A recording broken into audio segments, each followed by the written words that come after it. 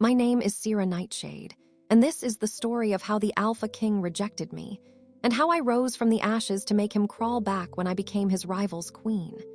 If you love fated mates, fierce heroines, and a redemption that feels earned, stay with me. The Grand Hall of the Northern Pack territory had never looked more beautiful, and I had never felt more out of place. I stood in the shadows near the kitchen entrance, watching as hundreds of wolves gathered beneath the enormous crystal chandeliers.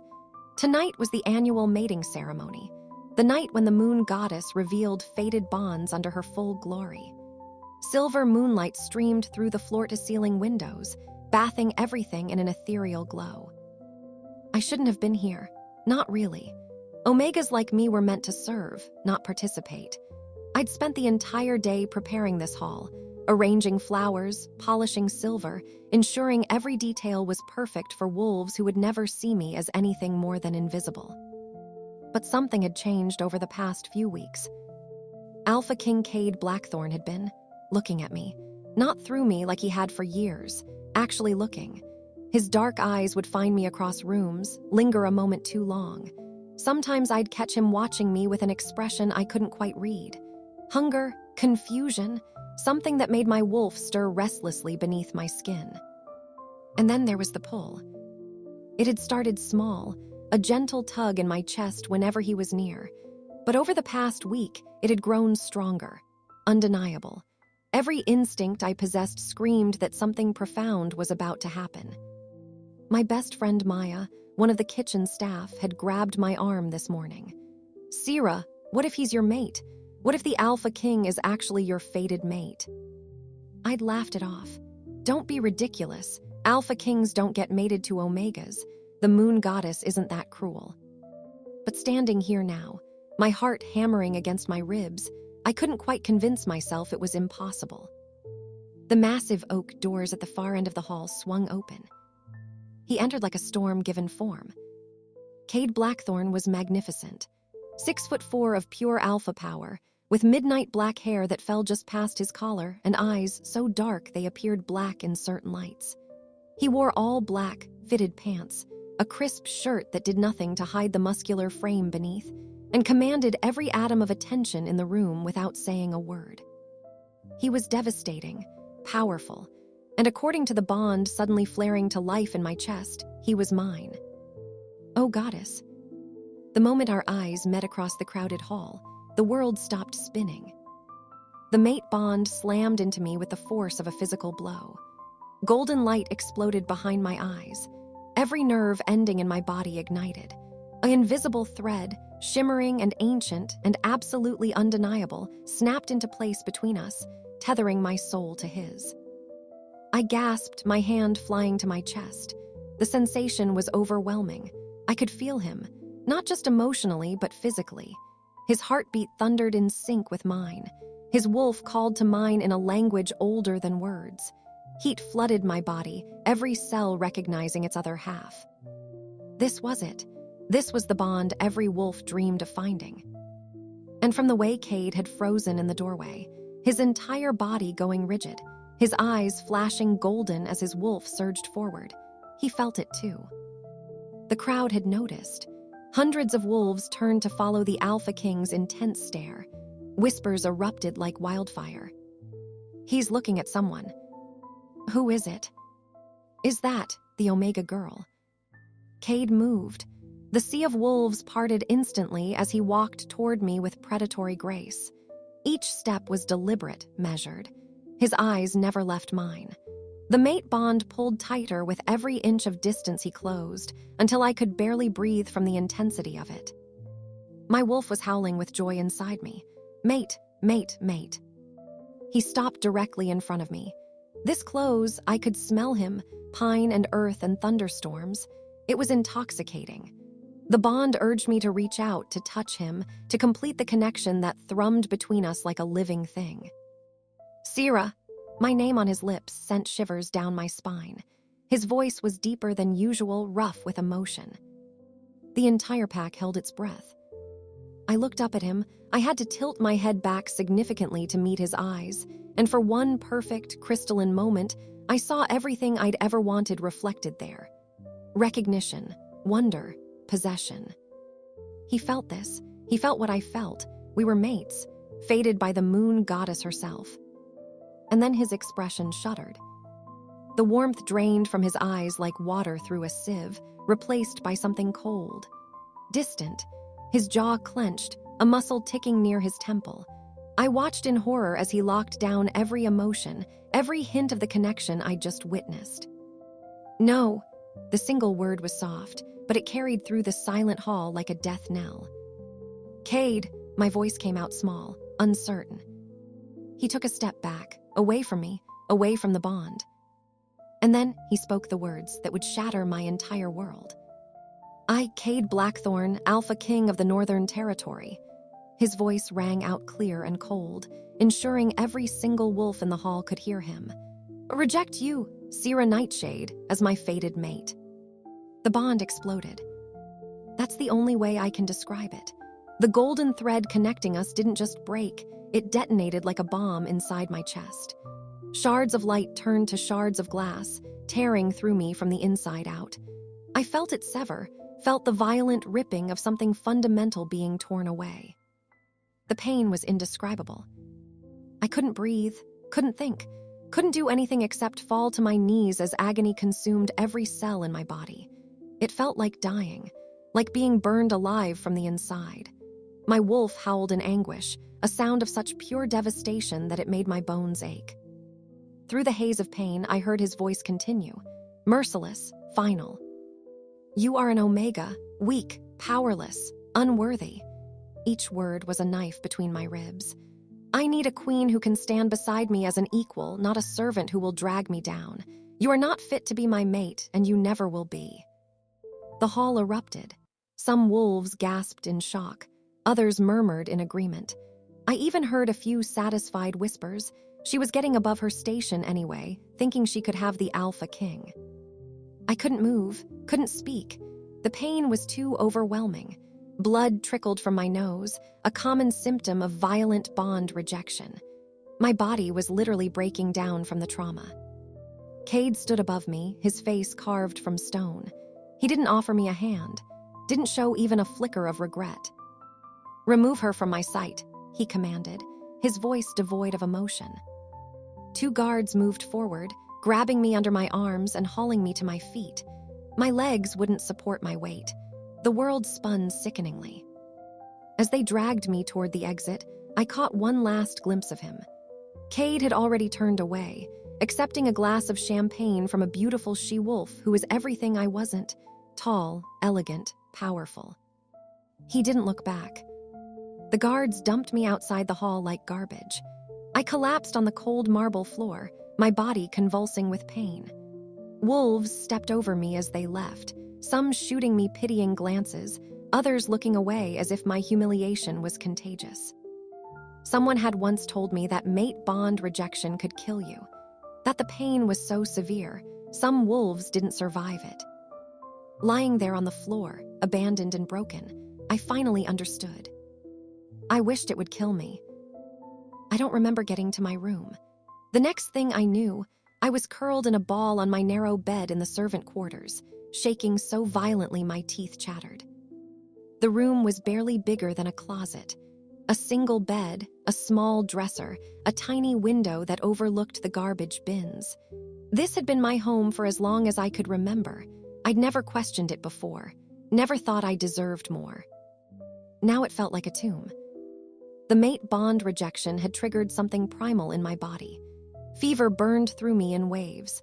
My chest felt like someone had reached inside and crushed my heart with their bare hands. Every breath was agony. My wolf had retreated so deep inside me I could barely feel her presence anymore. She was wounded, dying from the loss of our mate. Not our mate, I corrected myself bitterly. He rejected us. He looked at what we were and found us wanting. Voices drifted through the thin walls. The other Omegas, gossiping as they passed my door.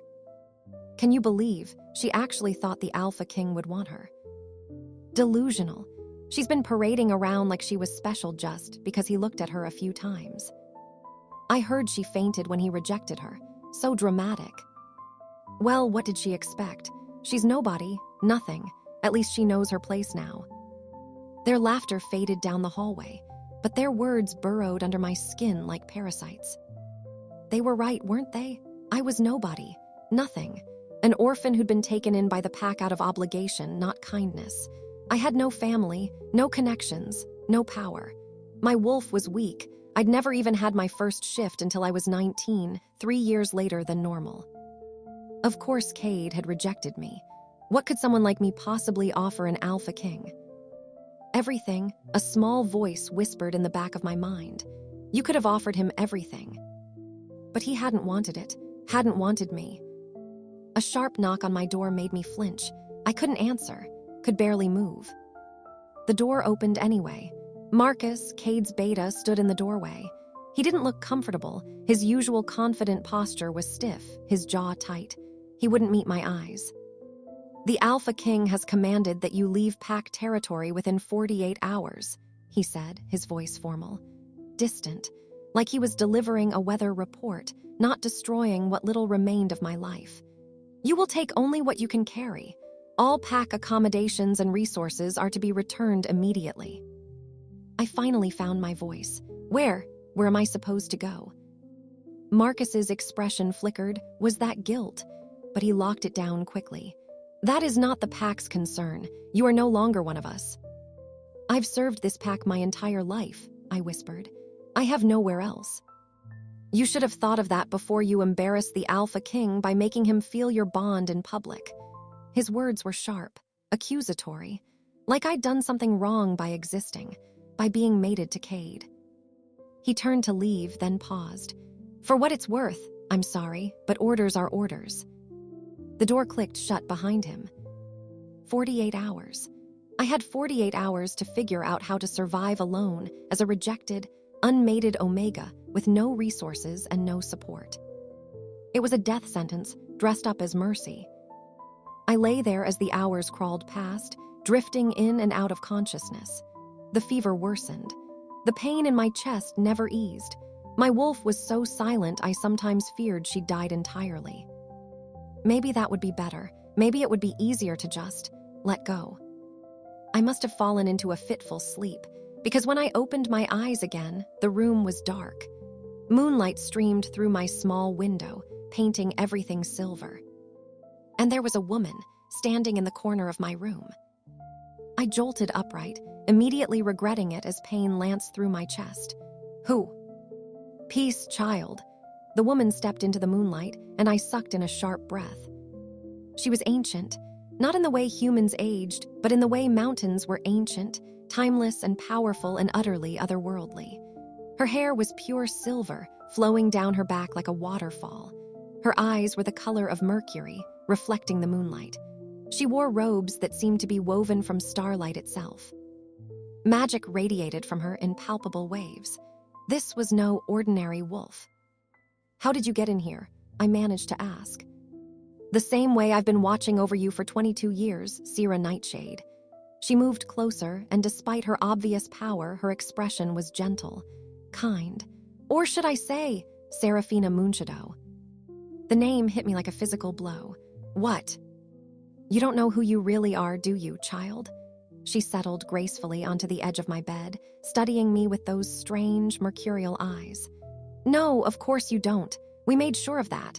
We hid you so well, even you forgot the truth. My heart was racing. I don't understand. Who are you?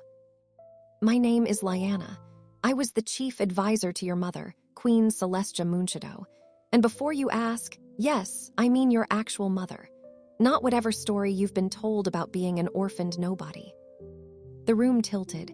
That's not possible. Isn't it? Lyanna tilted her head. Tell me, Sera, have you never wondered why you have no memories before age 5? Why there are no records of your parents or your birth?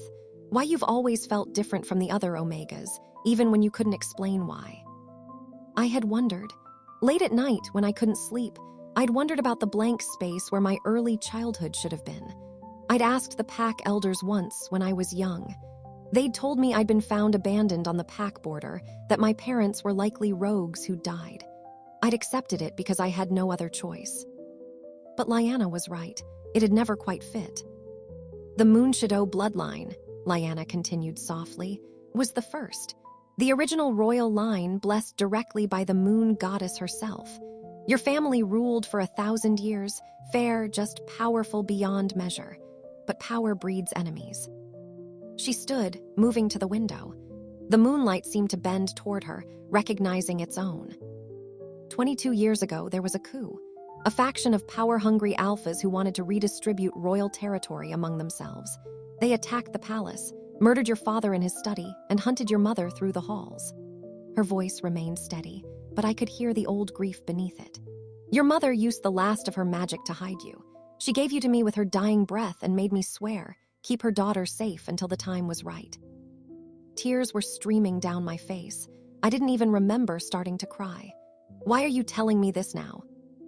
Lyanna turned to face me, and her expression was fierce, proud.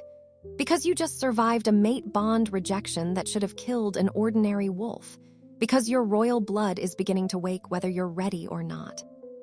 And because that arrogant fool who rejected you tonight just made the biggest mistake of his miserable life. She moved closer, and when she placed her hand over my heart, warmth flooded through me. The pain eased just slightly, just enough to breathe. You are not weak, Sera Moonshadow. You are not powerless. You are the last living heir to the most powerful bloodline in history. Your strength has been dormant, suppressed by the magic your mother used to hide you, but I can awaken it. Her eyes blazed with silver light. I can teach you to access your birthright. I can help you become what you were always meant to be, a queen. Why? My voice cracked. Why would you do this for me? Because I made a promise to your mother. Because the world needs the Moonshadow line restored. And because... A small, satisfied smile curved her lips. That Alpha King needs to learn that some bonds are too precious to throw away. Some choices have consequences. She extended her hand to me, an offering, a choice. Come with me, leave this place that never valued you. Let me show you who you really are. Let me help you reclaim your destiny. Her smile turned sharp. And if, along the way, a certain Alpha King realizes exactly what he lost, well, that would just be a pleasant bonus. I stared at her hand. This was insane, impossible. Everything she was saying went against everything I'd ever been told about myself. But then again, everything I'd been told was a lie, wasn't it? I thought about Kade's cold eyes as he rejected me, the pack's laughter, Marcus's dismissal, the 48 hours I had left before I'd be thrown out with nothing. I thought about the fever burning through my veins and the shattered bond in my chest, and the way I'd spent 22 years making myself small, invisible, unworthy of attention. Something inside me shifted, hardened. I was done being small. I took Lyanna's hand. Her smile blazed like the sun. Good girl. Now, let's get you out of here before that fool changes his mind and tries to stop us. He won't, I said quietly, bitterly. He was very clear that he wants me gone. Oh, my darling child. Lyanna helped me to my feet, steadying me when my legs wavered. He doesn't know what he wants, not yet, but don't worry. Her eyes glittered with ancient mischief and promised retribution. He will. We left in the dead of night. Lyanna had a car waiting at the edge of pack territory, a sleek black SUV that looked expensive and completely out of place in the woods. I climbed in with nothing but the clothes on my back and the shattered pieces of my heart. As we crossed the invisible boundary that marked the edge of Northern Territory, I felt it. A jolt through the broken mate bond, like an electrical shock straight to my chest. Kade felt me leaving. Even through the rejection, even with the bond in tatters, he still felt me. And for just a moment, I sensed something from his end, panic, pain. I crushed the hope before it could take root. He'd made his choice. I was making mine. Don't look back, Lyanna said softly, reading my expression. Nothing there for you anymore except ghosts. She was right. I forced myself to stare straight ahead as the Northern Territory disappeared behind us. We drove for hours, heading east through territories I'd never seen.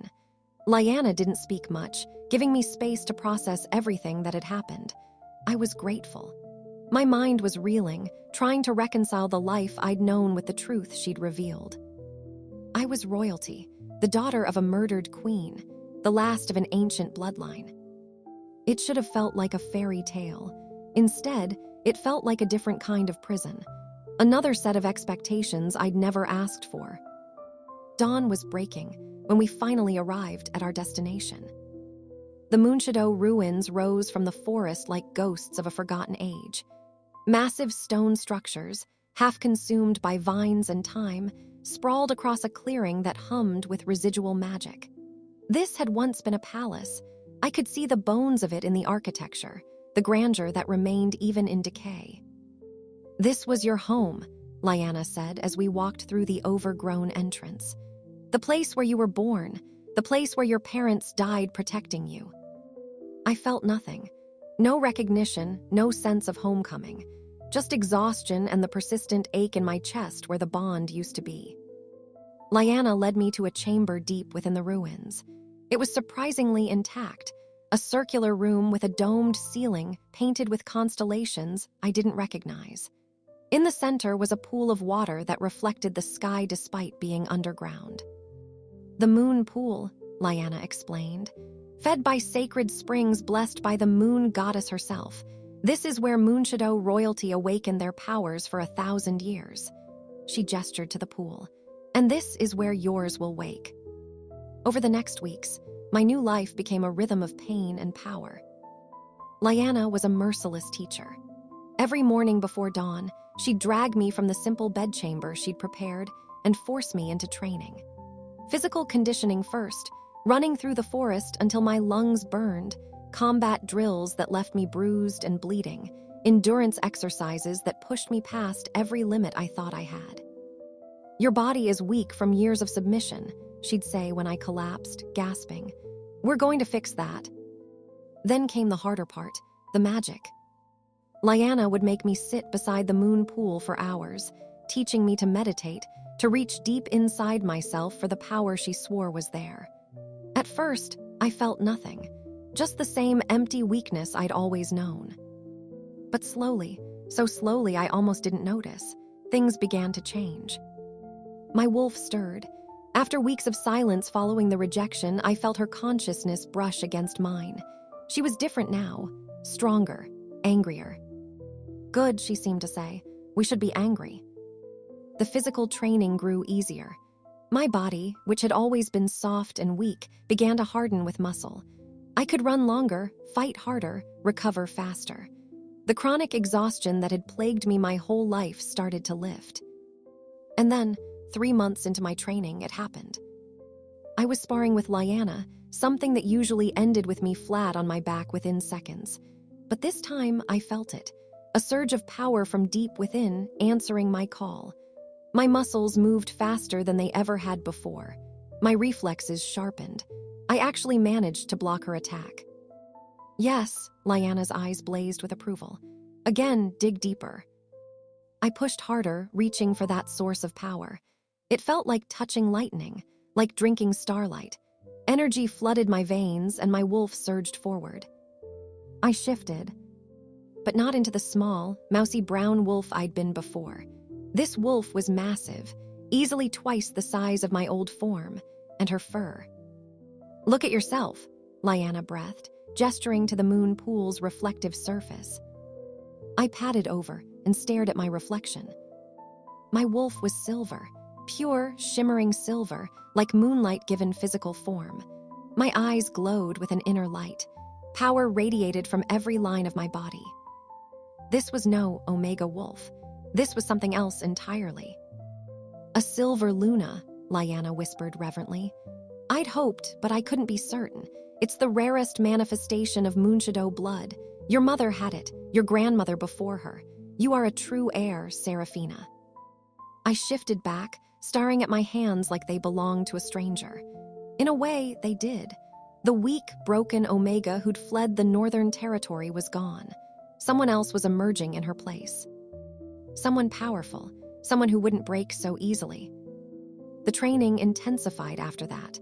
Lyanna taught me pack law and royal protocol, strategic thinking, and political maneuvering. She drilled into me the history of my bloodline, the enemies who destroyed us, the allies who might still remain. She taught me that power without wisdom was just violence. That strength without control was weakness in disguise. And through it all, she never let me forget what had brought me here. "You were rejected because you appeared weak," she said one evening as we sat by the moon pool. "But weakness is often just strength that hasn't been cultivated yet. Kade Blackthorn looked at you and saw an omega. He never bothered to look deeper. That failure of vision will cost him everything." I didn't respond. I tried not to think about Kade at all anymore. But sometimes, late at night, I still felt the ghost of the broken bond in my chest. Still woke from dreams where his dark eyes looked at me with something other than contempt. I hated that part of myself, the part that still yearned for someone who'd thrown me away. 6 months had passed when Lyanna woke me one morning with unusual urgency. "Get dressed," she said. "We have a visitor." I found him waiting in what used to be the throne room. He stood with the casual confidence of someone who'd never had to question his right to exist in any space. Tall, broad-shouldered, with auburn hair and eyes the color of amber. Power radiated from him in waves. Another alpha, I could tell immediately. Well, well, he smiled when he saw me, and it was the smile of a predator who just spotted interesting prey. "The rumors are true. The Moonshadow heir lives." "Who are you?" I asked, letting none of my uncertainty show. Lyanna had taught me that much: never show weakness to another alpha. "Alpha King Damon Silvercrest, ruler of the Eastern Territory." He inclined his head in a gesture that was just barely respectful enough to avoid insult. "And I've come with a proposition for you, Princess Serafina." I'd learned to recognize political maneuvering when I saw it. "I'm listening." "I need a Luna. My pack is strong, but without a queen, there are vulnerabilities, challenges to my authority." His amber eyes assessed me with unsettling directness. "You need allies, resources, an army if you plan to reclaim your throne."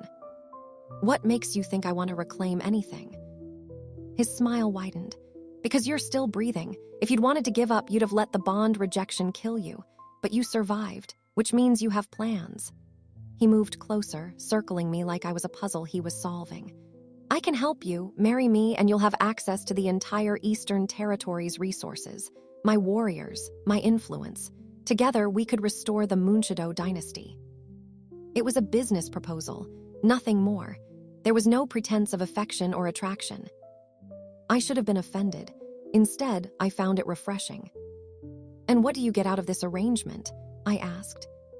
"A Luna of unquestionable bloodline, access to Moonshadow magic and territory, and," his smile turned sharp, predatory, "the satisfaction of watching Kade Blackthorn lose his mind when he finds out his rejected mate became my queen."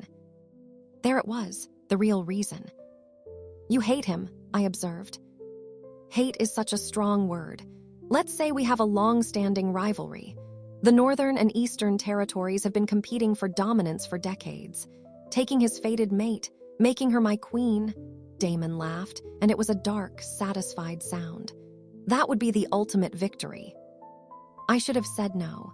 This was politics and revenge, nothing to do with genuine partnership or respect. But as I looked at this powerful alpha who saw me as a strategic asset rather than a burden, I thought about Kade's words. Weak, powerless, unworthy. What better way to prove him wrong than to become exactly what he'd said he needed? A queen who could stand as an equal. A powerful Luna at the side of one of the strongest alphas alive.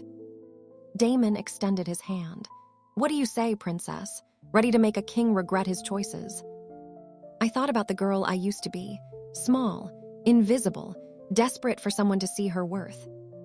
She was dead. I'd buried her in the ruins of the Moonshadow Palace. The woman I was becoming had sharper edges and harder eyes. She knew that sometimes the best revenge was success. Power. Becoming so magnificent that the person who rejected you spent the rest of their life choking on their regret. I took Damon's hand. His grip was firm, sealing our bargain. "Let's make a king regret his choices," I agreed. Damon's smile was victorious. "Excellent. The annual Alpha Summit is in 3 weeks.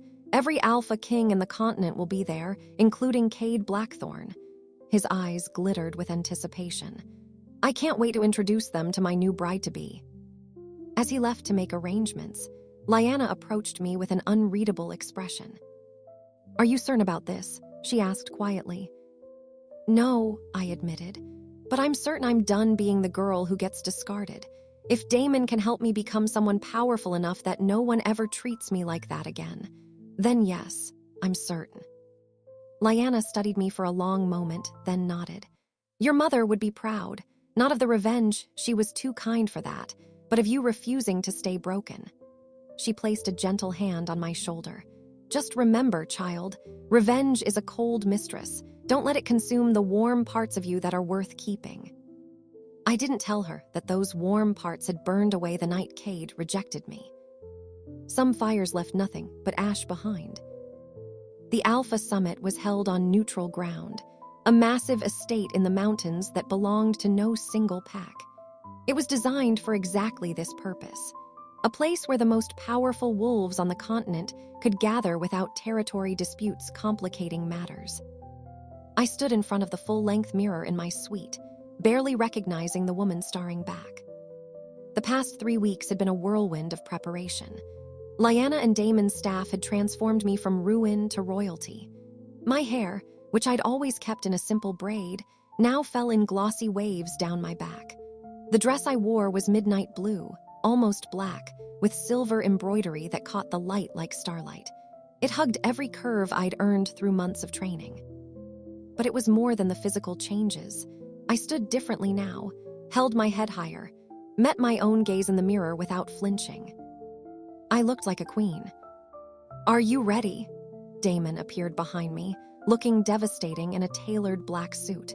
We'd agreed to present as a united front tonight, to make our engagement announcement as public and dramatic as possible. "As I'll ever be," I said. He offered his arm. "Remember, you belong here, you're Moonshadow royalty. Don't let anyone make you feel otherwise." It was surprisingly kind advice from a man I'd entered a business arrangement with.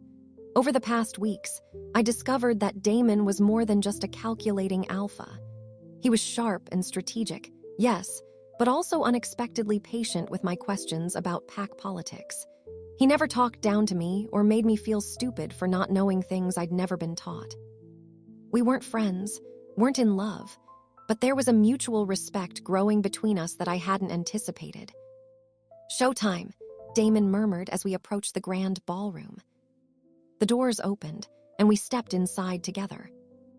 The ballroom was even more impressive than the Northern Pack's grand hall had been. Enormous crystal chandeliers hung from vaulted ceilings.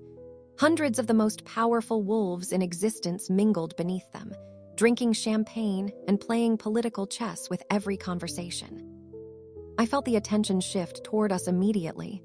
Heads turned. Conversations stopped mid-sentence. And then I felt him. The broken mate bond flared to life like someone had struck a match in my chest. Even severed, even rejected, some connection remained. My wolf stirred, responding to his presence before my mind could stop her. "No," I told her firmly. "He's not ours anymore. He gave up that right." I scanned the crowd until I found him. Kade stood near the far windows, surrounded by other alphas. He looked exactly as I remembered, devastatingly handsome in all black, power radiating from him in waves. But there was something different about him. Dark circles under his eyes, a tension in his jaw that hadn't been there before. He looked tired. Good. Our eyes met across the crowded ballroom, and the world stopped. I watched recognition flicker in his expression, watched his eyes widen as he took in my transformation. For a moment, he looked confused, like he couldn't quite reconcile the woman before him with the Omega he'd rejected. Then understanding crashed over him like a wave. His entire body went rigid. His eyes flashed golden as his wolf surged forward. The champagne glass in his hand shattered. The broken mate bond between us didn't just flare, it erupted. Even damaged, even rejected, it recognized its other half. I felt the pull, the undeniable gravity between us. My chest ached with it. But I'd had months to build my defenses. I locked down every reaction, every vulnerability. I wouldn't give him the satisfaction of seeing me affected. Damon felt my tension and placed a possessive hand on the small of my back. The gesture was deliberately public, claiming. Kade's eyes tracked the movement. A growl rumbled through the ballroom, so deep and threatening that nearby wolves actually stepped back. His alpha dominance filled the room like a physical force. Damon just smiled. "Steady," he murmured. "Let him come to us." We didn't have to wait long. The crowd parted as Kade stalked toward us with predatory intent.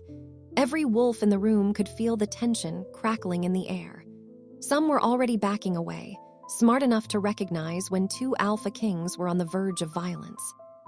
But before Kade could reach us, the summit moderator, an ancient Alpha named Marcus who ruled the neutral territories, stepped to the center of the ballroom.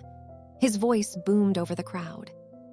"Distinguished Alphas, Lunas, and honored guests, we have a special announcement this evening. Alpha King Damon Silvercrest has requested the floor." Damon squeezed my hand once, then stepped forward with the confidence of someone who'd already won.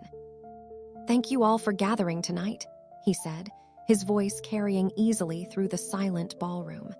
"I have the honor of introducing someone very special, someone whose presence changes the political landscape of our world." He extended his hand toward me. I took it and stepped forward, meeting hundreds of curious stares without flinching. "May I present Luna Queen Sera Moonshadow, last surviving heir of the royal bloodline, daughter of Queen Celestia and King Aldrich," and his smile was pure satisfaction as he delivered the killing blow. "My betrothed." The room exploded. Shocked gasps, excited whispers. Several alphas actually bowed. The Moonshadow line commanded that much respect, even 20 years after its fall. But I only had eyes for one wolf. Kade looked like I'd driven a knife into his chest. All color had drained from his face. His hands were clenched into fists so tight his knuckles had gone white. The wolf in his eyes was raging, barely contained. For just a moment, I felt a savage satisfaction. This was what he'd done to me, made me feel worthless, destroyed me in front of everyone who mattered. Now he knew how it felt. I raised my chin and looked directly at him, letting him see the woman I'd become. Strong, powerful, far beyond his reach now. "Hello, Kade," I said, my voice steady and clear. "Did you miss me?" His jaw worked. He looked like he was trying to speak but couldn't quite form words. The broken bond between us was screaming. I could feel his wolf howling for mine, trying to bridge the gap he'd created. Too late. I turned away from him, dismissing him as completely as he'd once dismissed me, and accepted congratulations from the other alphas. Each one who bowed to me, who acknowledged my royal blood and my power, was another nail in the coffin of the Omega girl I used to be. Throughout it all, I felt Kade's eyes on me, burning, desperate. Let him look. Let him see exactly what he'd thrown away. Let him choke on his regret. The summit's welcome reception lasted hours. I smiled until my face hurt, made polite conversation with alphas whose names I'd only read in Lyanna's history books, and played the perfect picture of regal composure. All while feeling Kade's stare like a brand against my skin. He didn't approach me during the reception. Damon made sure I was never alone, always at my side or ensuring I was surrounded by allied alphas. It was strategic protection, and I was grateful for it. I wasn't ready to face Kade yet, wasn't sure I ever would be. But I should have known he wouldn't wait for permission. I'd stepped onto one of the ballroom's many balconies for a moment of fresh air. The mountain breeze was cool against my flushed skin, and the stars overhead were stunning this far from city lights. I closed my eyes, taking a deep breath, trying to center myself. "Sera." My eyes snapped open. Kade stood in the balcony doorway, and I'd been so distracted I hadn't even sensed him approaching. Some queen I was. "It's Serafina," I corrected coldly. "Sera died 6 months ago, you made sure of that." He flinched like I'd slapped him. "Please, I need to talk to you." "We have nothing to discuss." "We have everything to discuss." He moved closer, and I retreated until my back hit the stone railing. He stopped immediately, hands raised in a gesture of peace. I didn't know. Sera Serafina, I swear, I had no idea who you really were. And that matters why, exactly. I kept my voice level, detached. You rejected me because I was an Omega, because I wasn't powerful enough for you. Well, congratulations. Turns out I have plenty of power. I just needed someone to show me how to access it. That's not. He ran a hand through his hair, frustration bleeding through his usual control. I was wrong. I was so fucking wrong, and I know it, but you have to understand. I don't have to understand anything. Anger was starting to crack through my composure. You stood in front of our entire pack and called me weak, worthless, unfit to be your mate. You destroyed a sacred bond because I didn't meet your standards. I know, his voice broke. I know what I did. I replay that moment every single day, if I could take it back. But you can't. I was surprised by how steady my voice remained, how cold. That bond is dead, Kade. You killed it. You can't just apologize your way back from that. He took another step closer. The moonlight caught his features, and I saw real anguish there. The broken bond between us pulled tight, and I felt the ghost of what we could have been if he'd just been brave enough to accept it. It's not dead, he said quietly. I feel you every second of every day. It's agony, Sera. The bond won't let go, won't let me move on. Every time I try to sleep, I dream about you. Every time I see an Omega serving in my hall, I wonder if you're safe, if you're eating, if you hate me as much as I hate myself. Something in my chest twisted traitorously. I crushed it ruthlessly. Good, I'm glad you're suffering, you deserve it. I do, he agreed so readily it shocked me. I deserve every moment of this pain, but Serafina, you can't marry Damon. Please, he doesn't love you. He's using you to get to me. I laughed, and it was a bitter sound. And you think I don't know that? Damon and I have a business arrangement. We're honest about what this is, a political alliance that benefits us both. You deserve better than a loveless marriage. Do I? I met his eyes, letting him see the steel in mine. Because 6 months ago, you told an entire pack I deserved nothing, that I was worth nothing. Now suddenly you're concerned about my happiness. I was wrong. The words burst from him like a confession he'd been holding back too long. I was so fucking wrong, Sera. I was raised to believe emotions were weakness. My father beat it into me. Never let anyone see you care. Never let anyone get close. Never choose your heart over your duty. When I felt the mate bond, when I realized I was connected to someone so completely, he laughed bitterly. I panicked. I thought if I had an Omega mate, if I showed that kind of vulnerability, the other alphas would see me as weak. So I rejected the bond. I rejected you. And it's the worst thing I've ever done. The confession should have felt vindicating. Instead, it just made me tired. Your trauma doesn't excuse what you did to me, I said quietly. I'm sorry you had a terrible father. I'm sorry you were taught that emotions make you weak. But you still chose to humiliate me, to throw me away like garbage. And now you're sorry because you found out I'm actually someone important, because I have royal blood and power. No, he looked horrified. That's not why. Isn't it? If I was still just an Omega, would you be here begging for forgiveness? Or would you still think you made the right choice? He opened his mouth, closed it, and I had my answer. Exactly. I straightened, pulling on every ounce of royal bearing Lyanna had drilled into me. You didn't want me when I was weak. You don't get to have me now that I'm strong. I moved to walk past him, back into the ballroom. He caught my wrist, gently, carefully, but the contact sent electricity shooting through both of us. The bond flared, recognizing the touch of its mate. Please, he whispered, and there was such raw desperation in his voice that it nearly broke my resolve. Don't marry him. Give me a chance to prove. Let go of me, Kade. Sera. Let go. For a moment, I thought he might refuse. Thought he might actually use his alpha strength to keep me there. But then his hand dropped, and I saw defeat in his eyes. I walked away without looking back. But I felt him watching me through the bond, until I disappeared into the crowd. Damon found me shortly after, his expression concerned. You okay? Fine. I accepted the champagne he offered and downed half the glass. He cornered me. I figured he would eventually. Damon's jaw tightened. What did he say? That he made a mistake, that he's sorry, that I shouldn't marry you. I finished the champagne. The usual desperate ex-mate nonsense. Damon was quiet for a moment, studying my face with those perceptive amber eyes. You still feel it, don't you? The bond. I could have lied, should have lied, but Damon had been honest with me from the start. I owed him the same courtesy. Yes, I admitted quietly. Even severed, there's still something, an echo of what it was, but that doesn't mean anything. Feelings aren't facts. No, Damon agreed. They're not. He set down his empty glass. I won't compete with a ghost, Serafina. If you want him, if some part of you still wants to try with your fated mate, I'll step aside. Our arrangement was always meant to be mutually beneficial. I won't trap you in it if you're in love with someone else. The offer was so unexpectedly kind that I felt my carefully constructed walls crack slightly. I'm not in love with him. I said, and it was true. I don't even know if I could love someone who hurt me that badly, but I won't lie, the bond complicates things. My wolf still recognizes him as mate, even though my mind knows better.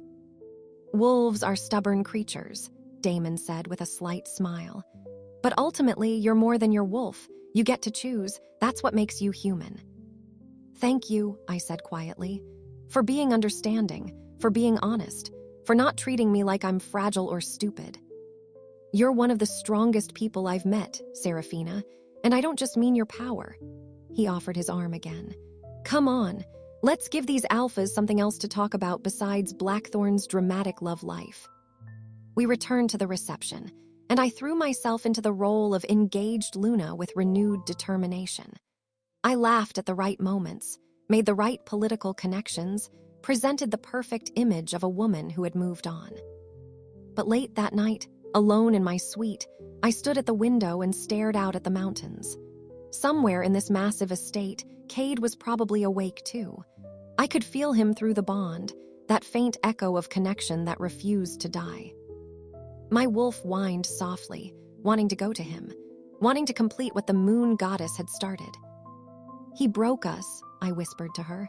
He chose pride over us. Why should we give him another chance? She didn't answer, but I felt her confusion, her divided loyalty between the mate she'd been born for and the woman she'd become.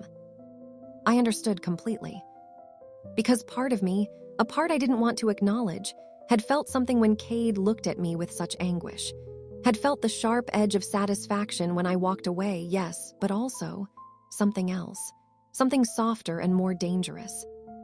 Regret, longing. I pushed the thoughts away forcefully. I couldn't afford weakness.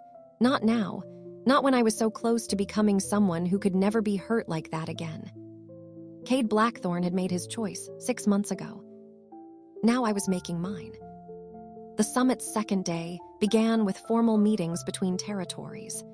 Damon had warned me it would be boring, hours of alphas arguing over border disputes and trade agreements, but insisted I attend anyway. You're going to rule one day, he'd said. Might as well learn how the politics actually work.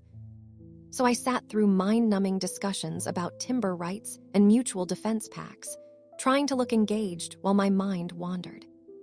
Kade was there, of course. He sat across the massive conference table, ostensibly focused on the negotiations. But I felt his gaze drift to me constantly. Every time I looked up, our eyes would meet, and the broken bond would pulse with painful awareness. I refused to be the first to look away. The meeting finally broke for lunch. I was starving and exhausted, ready to escape to somewhere Kade couldn't stare holes through me. That's when the screaming started. The conference room doors exploded inward. Wolves poured through, dozens of them with wild eyes and foam flecking their mouths. Rogues. The scent of madness and bloodlust filled the air. Attack, someone roared. Chaos erupted. Alphas shifted mid-stride, meeting the rogues head-on. The elegant conference room became a battlefield in seconds. Blood splattered across marble floors. The sounds of snarling and tearing flesh filled the air. I shifted instantly, my silver wolf emerging with a power that sent several nearby rogues stumbling back. Damon was beside me in his massive auburn wolf form, protecting my flank. But there were too many. They kept coming, wave after wave, like they'd been specifically prepared for this assault. A rogue lunged at me. I caught it by the throat, my enhanced strength allowing me to throw it across the room. Another came from the side. I twisted, claws raking across its face. My Moonshadow training kicked in. I moved through the battle like Lyanna had taught me, efficient, deadly, wasting no movement. I wasn't the weak Omega anymore. I was a warrior queen, and these rogues were about to learn the difference. Through the chaos, I caught glimpses of the other alphas fighting. Daemon was a force of nature, taking down rogues with brutal efficiency. Other Alpha Kings fought in coordinated pairs, protecting their allies. And Kade was magnificent. His massive black wolf was larger than any other in the room, moving with lethal grace. He fought like a demon, protecting the weaker wolves around him. I told myself I wasn't watching him specifically, that I was just aware of all the combatants. The bond called me a liar. The rogues seemed to be focusing on something, not just attacking randomly. They had a pattern, a purpose. They were hurting me. I realized it too late.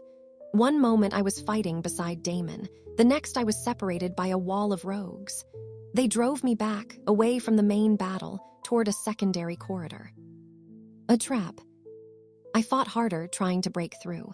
Took down 3 rogues, then 4, but more kept coming, pushing me further from safety. I emerged into a side gallery and found myself surrounded. At least 15 rogues circled me, cutting off every escape route. Their eyes gleamed with coordinated intelligence. This wasn't random bloodlust.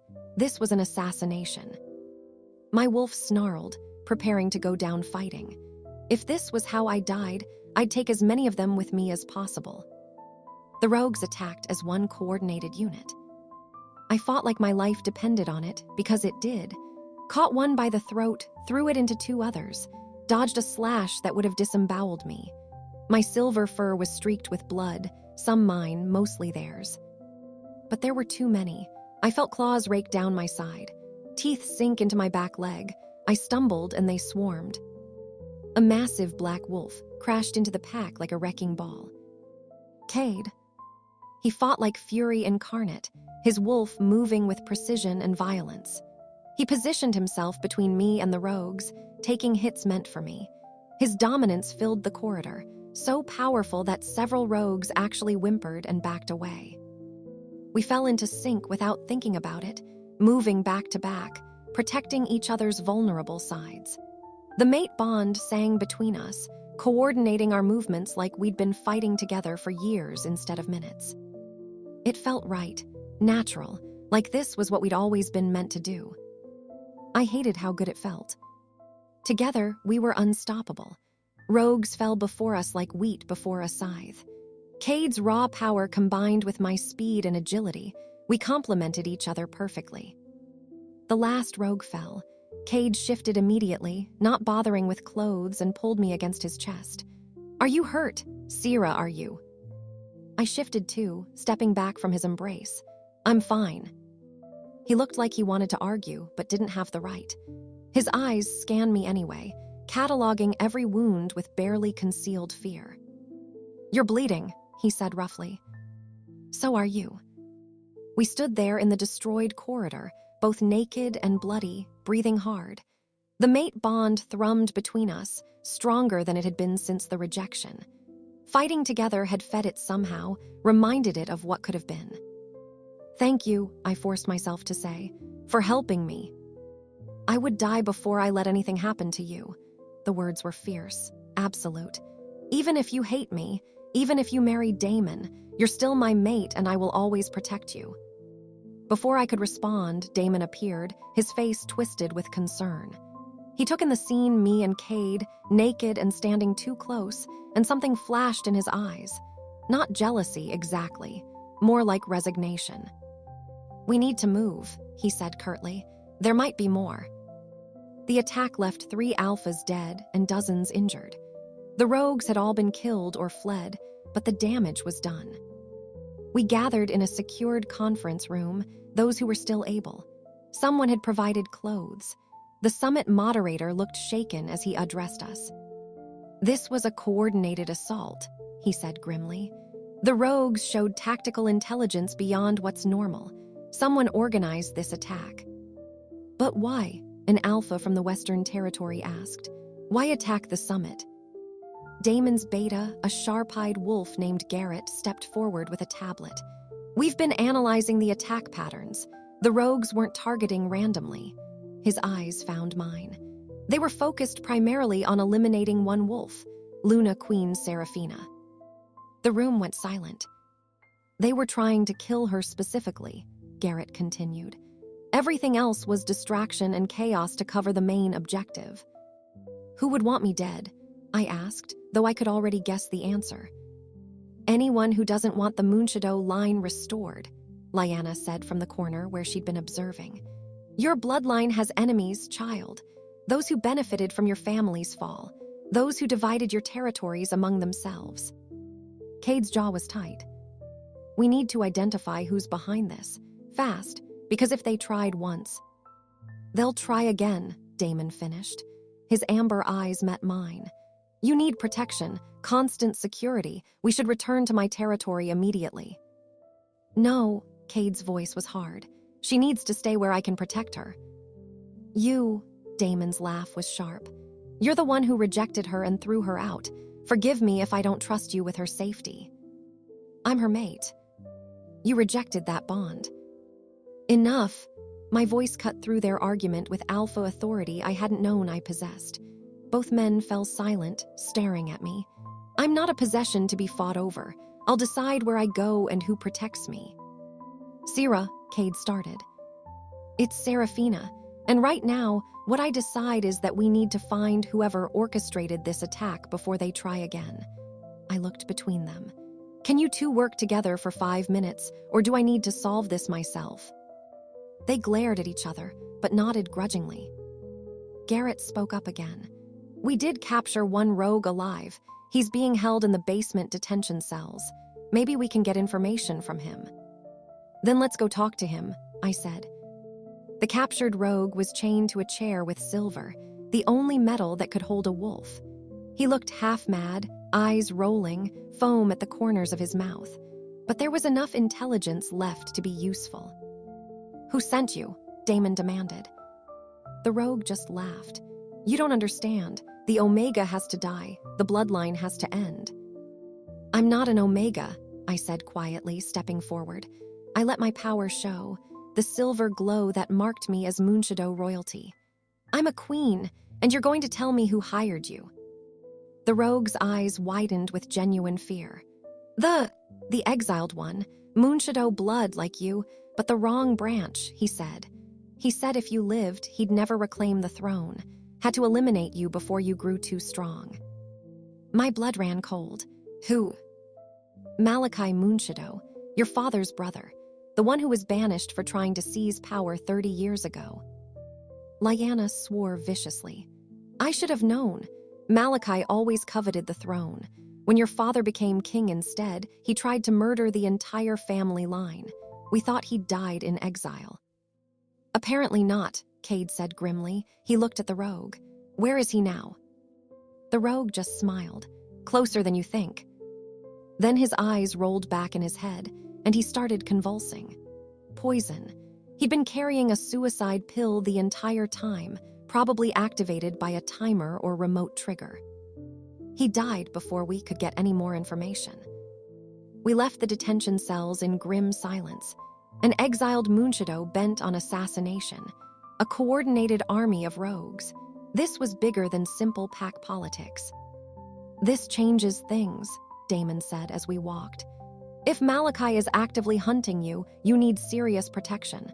My territory has the resources." "Or she could come to the Northern Territory," Kade interrupted. "The strongest borders, the most experienced warriors." "Both of you stop." I turned to face them. "I appreciate the offers, but I can't hide forever. We need to find Malachi and end this threat permanently." "Agreed," Kade said. "But you can't do that alone. Let me help you, please." His eyes were earnest. "Not as your mate, just as an ally, someone who has resources you need."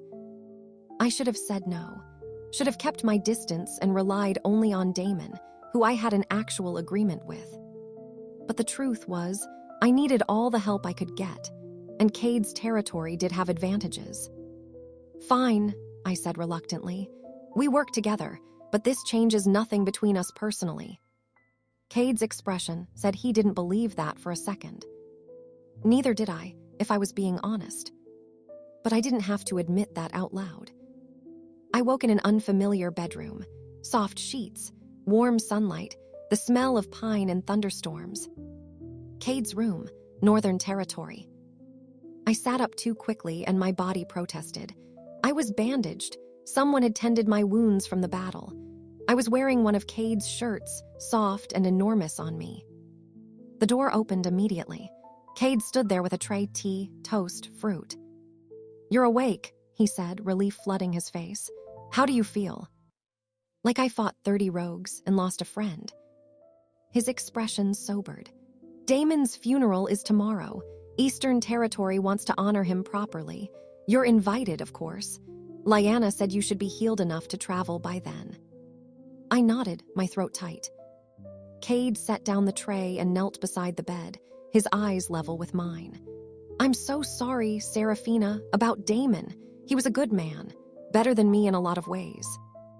He was. I met Kade's gaze. He saw me as a person, not just a political asset. He respected me, cared about my happiness. "I know, and I'll spend the rest of my life trying to live up to that standard." He reached out slowly, giving me time to pull away, and took my hand. "But I need you to know something. Damon's sacrifice won't be wasted. I promise you, I will never again let pride or fear dictate my choices. I will never again choose anything over you." "Words are easy, Kade." "I know, so let me prove it through actions." He squeezed my hand gently. "I love you. I've loved you since the moment I felt the bond, even when I was too cowardly to accept it. I love the Omega you were, the queen you've become, and every version of yourself in between. I don't love you because of your power or your bloodline. I love you because you're kind and strong and brave enough to survive everything I put you through." Tears slipped down my cheeks. "I don't know if I can trust you again." "Then don't, not yet." His voice was steady, determined. "Let me earn it back, day by day, moment by moment. I'll prove that I'm worthy of a second chance, and if I never fully succeed, if there's always a part of you that can't forgive me, I'll accept that. Because being near you, even if you hate me, is better than a lifetime without you." "I don't hate you," I admitted quietly. "I wish I did, it would be easier." "What do you feel?" I thought about it, really examined the tangle of emotions in my chest. "Anger at what you did, how you made me feel." I met his eyes. "But also, love. The mate bond won't let me stop loving you, even when I want to, even when you don't deserve it. I'll work to deserve it every day." "And fear," I continued. "Fear that you'll hurt me again, that I'll let myself be vulnerable and you'll choose pride or duty or power over me." "Never again," he vowed. "I swear on my life, on my pack, on the moon goddess herself, I will never hurt you like that again." "You can't promise that. People hurt each other. That's part of being in a relationship." "Then I promise that I'll never choose to hurt you, that I'll fight every day to put you first, that I'll spend the rest of my life making up for the worst mistake I ever made." His other hand cupped my cheek. "Give me a chance, Serafina. Let me prove I've changed." I wanted to. The mate bond was singing between us, urging acceptance. My wolf was practically howling with the need to complete the bond properly. But Damon's last words echoed in my mind. "Don't waste time being afraid. Life's too short for pride." He was right. I'd spent 6 months rebuilding myself, becoming strong enough to stand alone. I didn't need Kade anymore. But maybe I could choose to want him anyway. "I'm not forgiving you," I said carefully, watching his face. "Not fully, not yet. What you did was unforgivable, and I'm allowed to take however long I need to work through that." "Of course. But I'm willing to try, on my terms, at my pace." I pulled back slightly, establishing boundaries. "You will earn this, every day, every moment. You'll prove through actions that I matter more than your pride or your fear or your throne." Anything And if you ever make me feel small or worthless or less than again, I let steel enter my voice. I'm gone, forever. No second chances after this second chance. I understand, I swear it. Then, I took a breath. Then we'll try, slowly, carefully, and see if we can build something real from these broken pieces. The hope that bloomed in Kade's expression was almost painful to witness. Thank you, Serafina, Don't thank me yet. Thank me in a year, when you've proven you meant every word. I will. He pressed a gentle kiss to my forehead, nothing demanding, just reverent. Every single day. Damon's funeral was heartbreaking and beautiful. The Eastern Territory honored their fallen Alpha King with a ceremony that celebrated his life and sacrifice. I spoke because I owed him that much, told the gathered wolves that he'd died protecting me, that he'd been noble and kind and far better than he needed to be, that I would miss him, that the world was darker for his loss. Kade stood beside me through the entire ceremony, a steady presence but never overbearing, giving me space to grieve while making it clear he was there if I needed him. It was exactly what I needed, the first small proof that he was listening, that he was trying. After the funeral, Lyanna pulled me aside. You're giving him another chance, she observed. I am. Are you sure that's wise? I smiled sadly. Probably not, but Damon was right. Life's too short for pride. I'm strong enough now to survive if Kade breaks my heart again, so I might as well try to see if we can make this work. Your mother would approve, Lyanna said softly. She always believed people could change, could grow, even when I was more cynical. She squeezed my hand. Just be careful with your heart, child. You've rebuilt it once. Make him work to keep it safe. I will. Kade had kept his promises, every single one. He'd courted me properly over the past 6 months. Not grand gestures or expensive gifts. I'd made clear I didn't need those. Instead, he'd shown up, listened, respected my boundaries, supported my decisions about my kingdom without trying to take over. He'd publicly acknowledged what he'd done wrong, had apologized to the Northern Pack for the way he'd treated me, had implemented new protocols about Omega rights and protections. Most importantly, he'd proven through 1,000 small actions that he saw me, really saw me. Not the Omega I'd been or the queen I'd become, but the whole person I was. He'd earned back my trust slowly, piece by piece. And somewhere along the way, I'd fallen in love with him again. But this time it was different. This love wasn't built on desperate hope or the mate bonds pull. It was built on respect and partnership and genuine connection. It was real.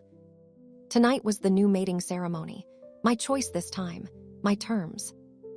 I stood in my chambers, wearing a gown of silver that seemed to be woven from moonlight itself. My silver hair was crowned with moonstones. I looked every inch the legendary Silver Queen. Lyanna adjusted my crown with tears in her eyes. Your mother would be so proud, so very proud. I wish she could be here. She is, child. In every choice you make, every kind word, every strong decision, she lives on through you. A knock at the door. Kade stood there in formal black, looking nervous for the first time in months. Can we talk? He asked, before the ceremony. I nodded, and Lyanna slipped out to give us privacy. Kade entered, closing the door behind him. For a long moment, he just looked at me. You're stunning. Thank you. Are you sure? He asked quietly. About this, about me, because if you have any doubts. I'm sure. I crossed to him, taking his hands in mine. I wouldn't be here if I wasn't. I don't do things I don't want to do anymore. Good, he smiled, but it faded quickly. I need you to know, I understand this doesn't erase what I did. The rejection, the pain I caused you, that's always going to be part of our story. I know. And I know that I'll spend the rest of my life making it up to you. That there will probably be moments when you remember how I hurt you, and it will hurt all over again. Probably, I agreed. But I also want you to know, I will never stop trying. I will never take you for granted again.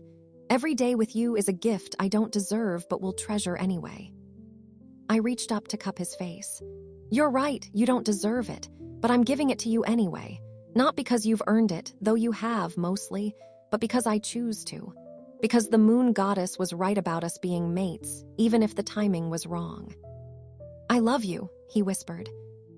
I love you too, even though you're an idiot who once threw away the best thing that ever happened to him. Especially because of that, he agreed with a slight smile.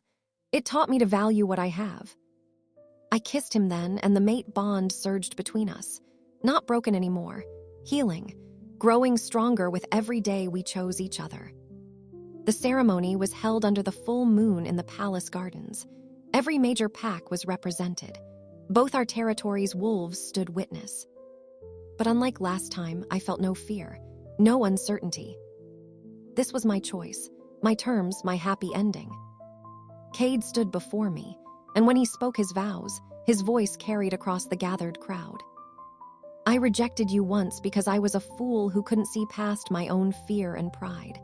I looked at you and saw weakness where there was actually strength, saw unworthiness where there was actually grace. I threw away a sacred bond because I was too cowardly to accept it. His eyes never left mine. But the moon goddess is merciful. She gave me a second chance I didn't deserve. And this time I choose you. I choose you with everything I am. I accept you as my mate, my queen, my partner in all things. Not because of your power or your bloodline, but because you're the bravest, kindest, strongest person I've ever known. I promise to value you every day, to see you, really see you in all your complexity, to never make you small, to stand beside you as an equal, not above you as a king. He took my hands, and his voice dropped, meant just for me. You saved yourself. You became a queen without needing me. That's what makes this choice meaningful. You're choosing me not because you need me, but because you want me. And I'll spend every day for the rest of my life being worthy of that choice. There wasn't a dry eye in the audience. Even some of the hardest warriors were wiping at their faces. Then it was my turn. You broke my heart 6 months ago, shattered it so completely I thought I'd never recover. My voice was steady despite the emotion churning in my chest. But the thing about being broken is that you get to choose how you rebuild. I chose to rebuild myself stronger, more powerful, unbreakable.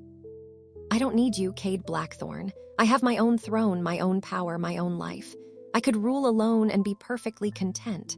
I smiled. But I don't want to, because somewhere between the ruins and the rebuilding, I discovered something important. Choosing to be with someone when you're strong enough to be alone. That's not weakness. That's real strength. So I choose you, not the first version who rejected me. The new version who's proven through months of patient effort that he understands what he lost and what he's being given. I squeezed his hands. I choose you with my eyes open and my heart guarded but willing. I accept you as my mate, my king, my partner. But know this, I'm not the Omega you rejected. I'm a queen now, and I will never again allow anyone to make me feel less than what I am. This bond is built on mutual respect and equality. The moment that changes is the moment I walk away. Can you accept that? Can you accept me as I am? Strong, stubborn, sometimes difficult, and absolutely unwilling to dim my light for anyone. Kade's smile was brilliant. I wouldn't want you any other way. The moon seemed to glow brighter as we spoke the final binding words together. The mate bond, which had been broken and damaged and slowly healing, suddenly completed. Golden light erupted around us, visible to every wolf present.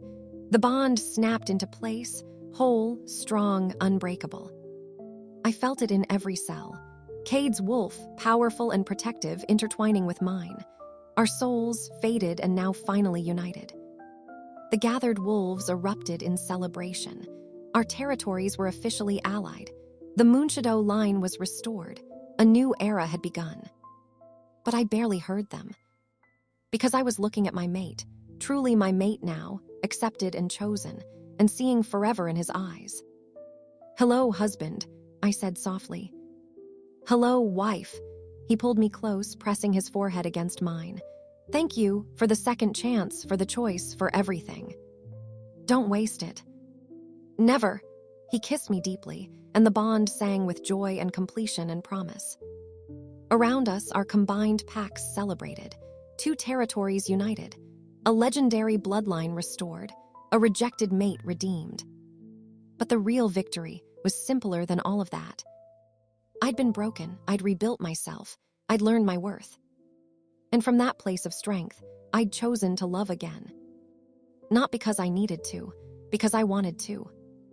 That was true power, true queenship, true freedom. As Kade spun me around the dance floor later that night, both of us laughing with pure joy, I caught Lyanna's eye. She raised her glass to me, tears streaming down her face, and mouthed, "Your mother would be so proud."